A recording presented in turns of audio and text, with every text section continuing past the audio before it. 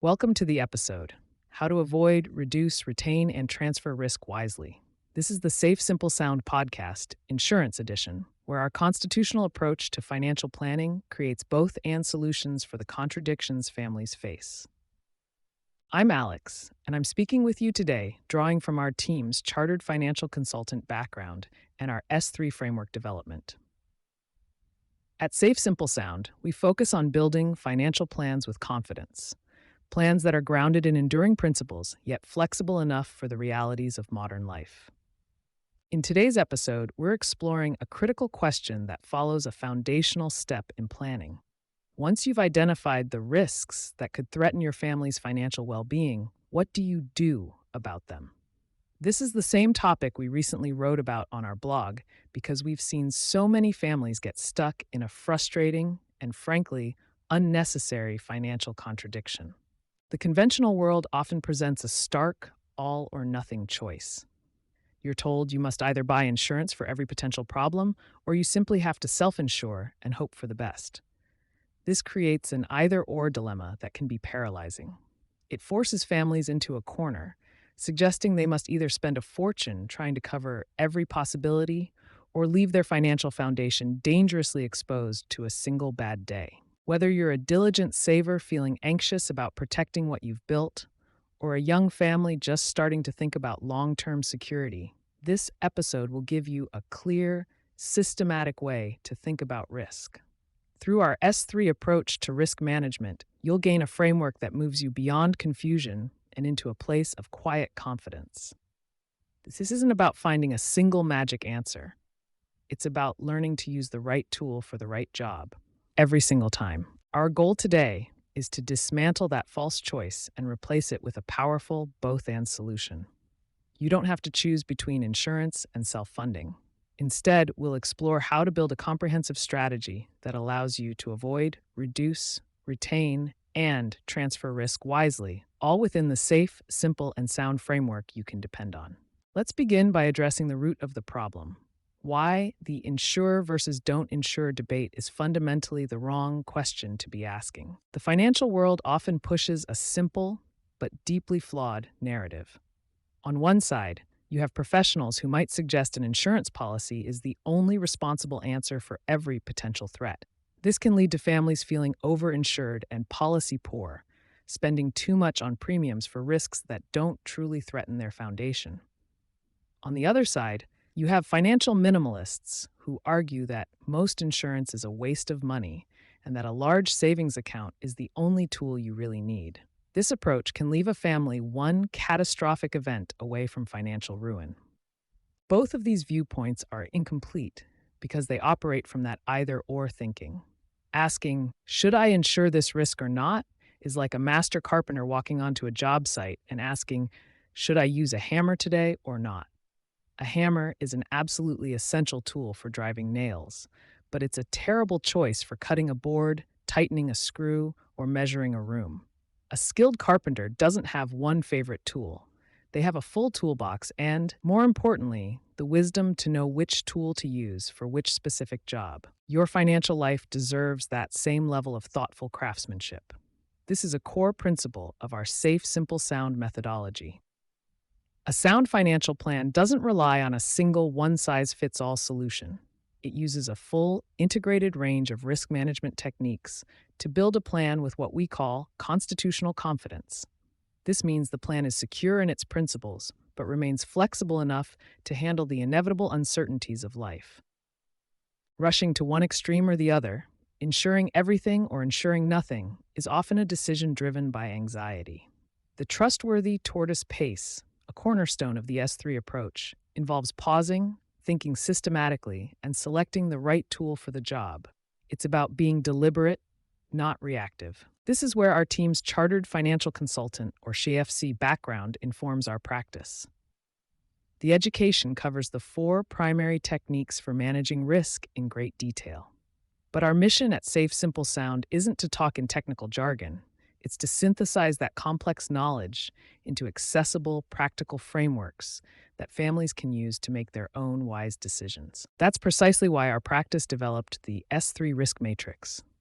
It's a simple tool that helps you apply sound, time-tested principles to any risk you face, giving you a safe and repeatable process for making decisions.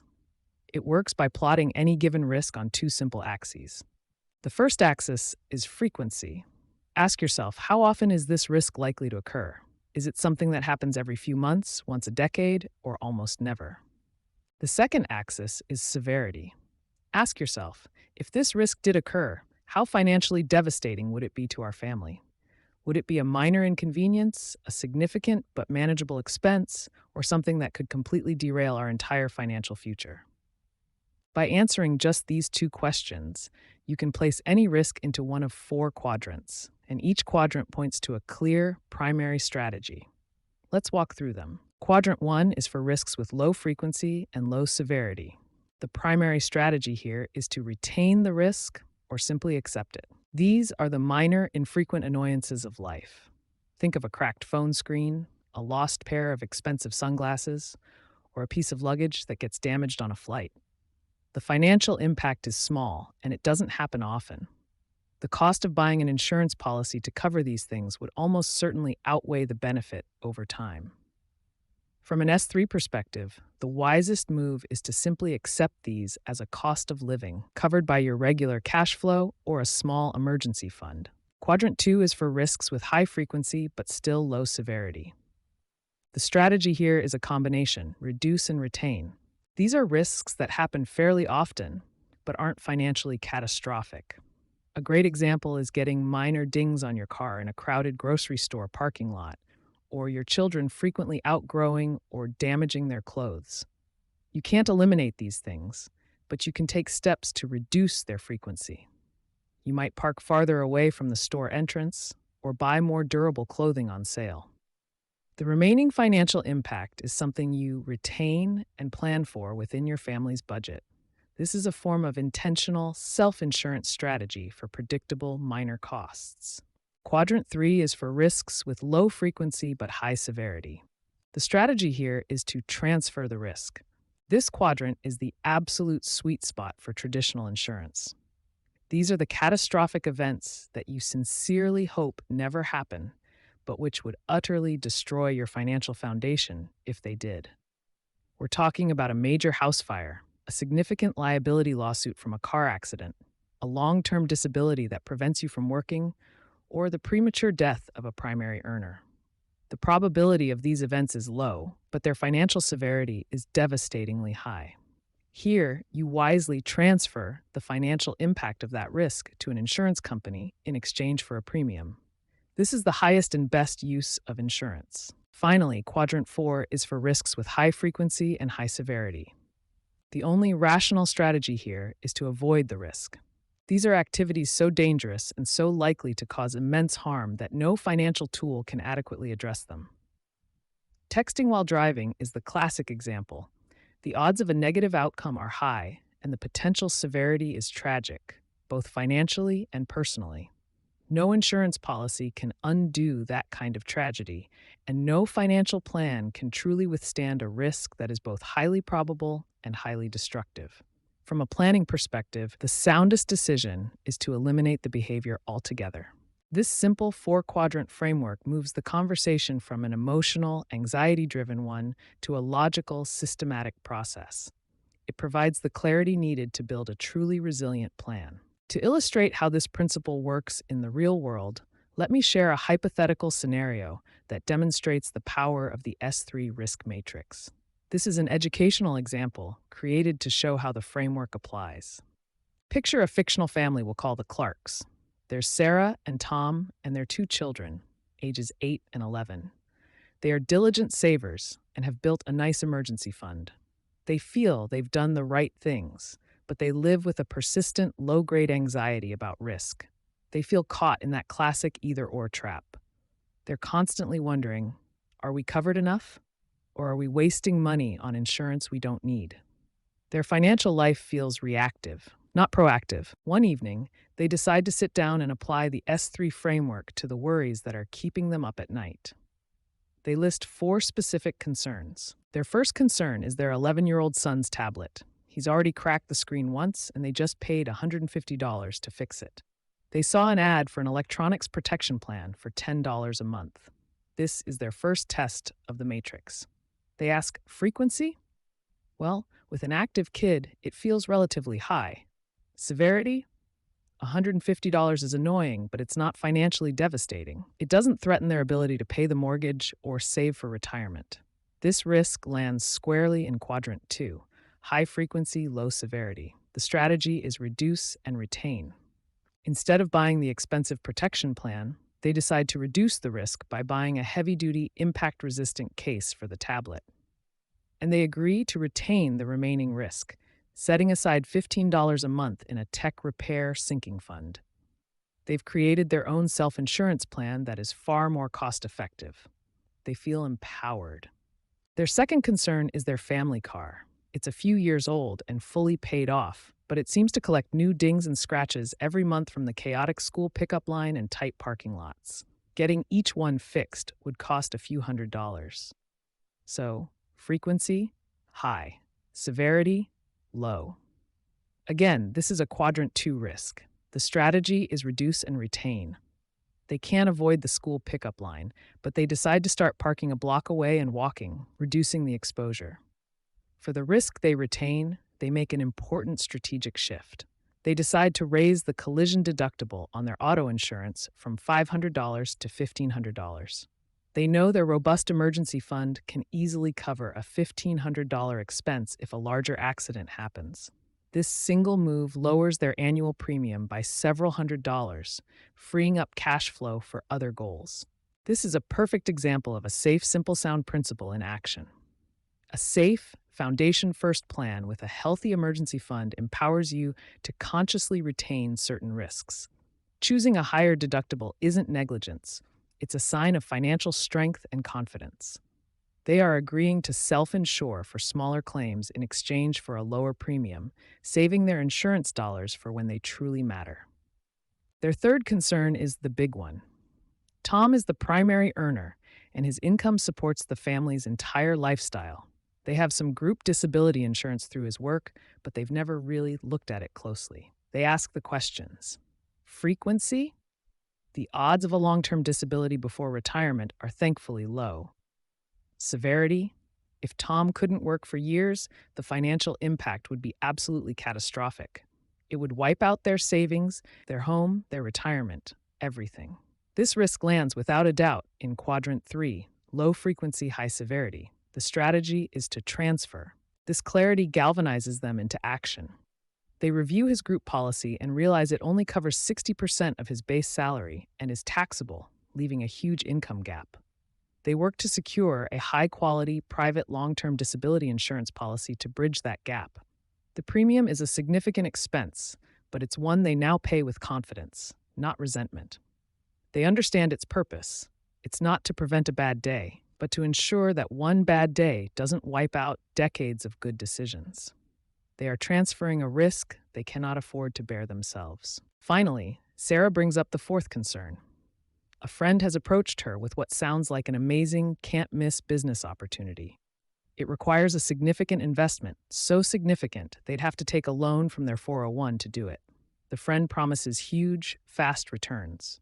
They apply the matrix. Frequency? For this specific type of high-risk speculative venture, the probability of failure and losing the entire investment is very high. Severity? Taking a loan from their 401 not only incurs taxes and penalties, but also permanently removes those funds from their tax-advantaged compounding growth. It would critically wound their retirement plan. This risk lands in the most dangerous spot, quadrant 4, high frequency, high severity. The strategy is clear: avoid. They politely decline the opportunity. Before using the matrix, Sarah might have felt torn, worried about missing out, but the framework made the decision objective and simple. The risk was constitutionally unsound for their family's foundation. Now, while this story of the Clark family is fictional, it demonstrates how our framework can transform a family's relationship with risk. It moved them from a state of vague, emotional anxiety to a place of systematic clarity and confidence. The matrix didn't give them a magic wand to eliminate risk, but it gave them a toolbox and the wisdom to use it. Through this educational example, you can see the pattern we observe when families apply S3 thinking. They stop seeing risk management as a single transaction, buying a policy, and start seeing it as an integrated, ongoing strategy. They use their own financial strength to retain small risks, and they use insurance surgically to transfer the truly unmanageable ones. Whether you're facing these exact scenarios, a broken tablet, car dings, a scary what if, or something entirely different, the application is the same. By asking those two simple questions about frequency and severity, you can move past the confusing either-or debate and build a plan that is resilient, efficient, and perfectly aligned with your family's reality. As we bring today's discussion to a close, let's summarize the key insights we've covered. The most powerful shift you can make in managing financial risk is moving away from the false either-or dilemma of insuring versus not insuring. The SafeSimpleSound approach is a both-and solution. You both build a strong personal financial foundation to retain small, manageable risks, and you strategically transfer the large, catastrophic ones. Our S3 risk matrix provides a simple framework for executing this strategy. By evaluating every risk based on its frequency and severity, you can confidently determine the soundest course of action. For low-frequency, low-severity risks, you retain them, accepting them as a part of life. For high-frequency, low-severity risks, you work to reduce their likelihood and retain the remaining financial impact, often through budgeting and self-insurance. For low-frequency, high-severity risks, you transfer them to an insurance company, using this powerful tool for its highest and best purpose. And for high-frequency, high-severity risks, the only wise strategy is to avoid them entirely. This framework transforms risk management from a source of anxiety into a process of empowerment. It provides the confidence that comes from making decisions based on sound principles, not fear. So, what is a practical next step you can take after listening today? Here is some implementation guidance. Think of one financial risk that has been on your mind lately. It could be big or small. Sometime this week, take just 10 minutes and walk it through the S3 risk matrix. Ask the two questions: how frequent is it, and how severe would it be? See which of the 4 quadrants it falls into, and consider what that implies for your strategy. This simple exercise can bring immediate clarity and a sense of control. This episode draws from our recent blog post, The Both and of Risk: How to Avoid, Reduce, Retain, and Transfer Risk Wisely, which you can find at SafeSimpleSound.com for the complete written framework. Through our S3 approach development, we've created systems designed to bring this kind of clarity to every aspect of a family's financial life. If today's S3 insights resonate with your family's situation, and you feel that moving from confusion to clarity is a priority, we invite you to explore what financial planning could look like through our Safe Simple Sound practice. You can learn more about our process on our website. Either way, you're now equipped with a capability, the ability to systematically analyze and address financial risk that will serve you for years to come, whether you engage with our practice or not.